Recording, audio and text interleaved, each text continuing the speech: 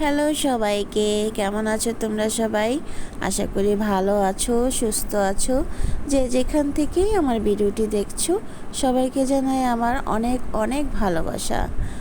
যাই হোক, ছেলে আসতেছে, তার জন্য রুমটা একটু পরিষ্কার করে গুছিয়ে নিয়েছি। তো এই রুমে আমি একটু জামা কাপড় ইস্ত্রি দিয়েছিলাম, তো এইগুলাকে এখন গুছিয়ে নিচ্ছি। একটু পরিষ্কার করে নেব সব কিছু, কারণ অনেক দিন পর আমার ছেলে বাসায় আসতেছে, প্রায় 1.5 মাস পর। 1.5 মাস মনে হচ্ছে আমার কাছে 1.5 বছরের মতো। এখন বুঝতে পারছি যে মায়ের সন্তানেরা লেখাপড়ার জন্য হোক আর কাজের জন্য হোক প্রবাসে থাকে, তাদের কত কষ্ট হয়। বাবা মারও কষ্ট হয়, সন্তানেরও কষ্ট হয়। যখন অনেক দিন পর তার নিজ বাড়িতে ফিরে, তখন যে কি আনন্দ লাগে সেটা হয়তো বলে বোঝাতে পারবো না, যেটা আমার এখন লাগতেছে। যদিও আমার ছেলে প্রবাসে থাকে না, দেশের মধ্যেই থাকে, তারপরেও তো আমার কাছ থেকে দূরে থাকে, তাই না?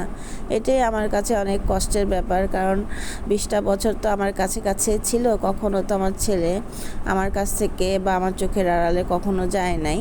যদিও এখন আধুনিক যুগ, চাইলেই ভিডিও কলে কথা বলা যায়, দেখা যায়, তারপরও কাছে থাকা দূরে থাকার পার্থক্য তো থাকেই। ছেলে মানুষ, দেশের পরিস্থিতি ভালো না, টেনশন তো হয়ই। কি না কি হয়, বা কখন ফোন না দিলে হয়তো টেনশন হয়, কি করছে কি খাচ্ছে, এটা তো সব মায়েদেরই টেনশন। তারপরও মনকে তো বোঝাতেই হয়, ছেলে মানুষ, মানুষ করতে হলে তো দূরে যেতেই হবে, তাই না? তো কাছে থাকলে তো আর কিছু হবে না। আমরা আর কয়দিন, ওকে তো জীবন সংগ্রামে উত্তীর্ণ হতে হবে, যুদ্ধ করতে হবে, নিজের পায়ে দাঁড়াতে হবে। এগুলা যদি না শিখতে পারে তাহলে তো জীবন ব্যর্থ। তবে 1.5 মাসে আমার ছেলেটা একদম শুকায়া গেছে, চিকুন হয়ে গেছে, মানে মুখ চুখ কেমন হয়ে গেছে। বলে যে ওখানে বুয়ার রান্না নাকি ভালো না, খেতে পারে না তেমন একটা। ওকে তো আসলে অনেক যত্ন করে মানুষ করেছি, যখন যেটা খেতে চেয়েছে করে দিয়েছি। ঘরের খাবার বাইরের খাবার পার্থক্য তো কিছু থাকবেই। বলতেছে ময়মনসিংহের রান্না বান্না তেমন একটা ভালো না, বুয়া ভালো রান্না করে না, খেতে কষ্ট হচ্ছে। তারপরেও তো কিছু করার নাই, যেহেতু ওখানে পড়াশোনার জন্য গেছে, কিছু তো কষ্ট করতেই হবে, কিছু তো করার নাই। আমাদের ঢাকা নারায়ণগঞ্জের মতো এত ভারী খাবার নাকি ওখানে পাওয়া যায় না।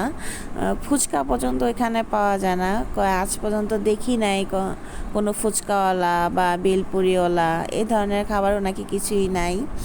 আসলে ভার্সিটি তো দেখা যায় শহরের থেকে একটু দূরে থাকে, গ্রাম সাইডে থাকে, বা নিরিবিলি জায়গায়, যেখানে কোনো গ্যাঞ্জাম বা গাড়ি ঘোড়ার ঝামেলা নাই, সেখানে থাকে আর কি। তো এটাও এরকমই জায়গায় পড়েছে। ও যেখানে থাকে দেখা যায় যে একটু গ্রাম এলাকা, শুধু আশেপাশে জমিন আর জমিন, মাঝখানে এই ভার্সিটি, তারপরে আছে বাংলাদেশ ব্যাংক, নটরডেম কলেজ, আরও অনেক কিছুই আছে, কিন্তু সিরিয়ালভাবেই আছে, সেজন্য একটু ভালো লাগে আর কি দেখতে।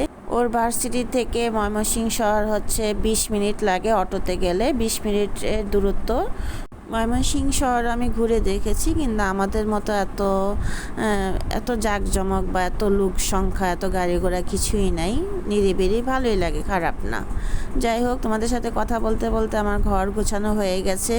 কেমন হয়েছে জানাই আমার ঘর গোছানোটা। Faded pictures on the wall where the laughter used to fall. Empty halls that echo slow. Gone the love I used to know. Broken dreams and shattered glass.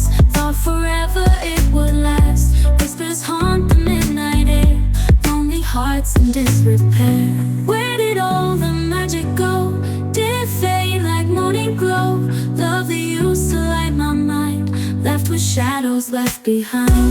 Memories like jagged stones, cut me deep, they chill my bones. Walk through moments lost in time, every step a silent cry.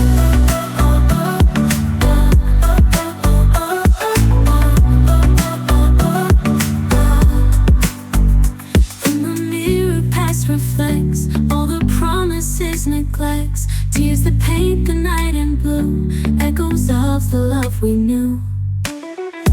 Broken dreams and shattered glass, thought forever it would last.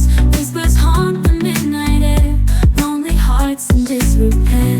Where did all the magic go? Did it fade like morning left behind. Memories like jagged stones cut me deep.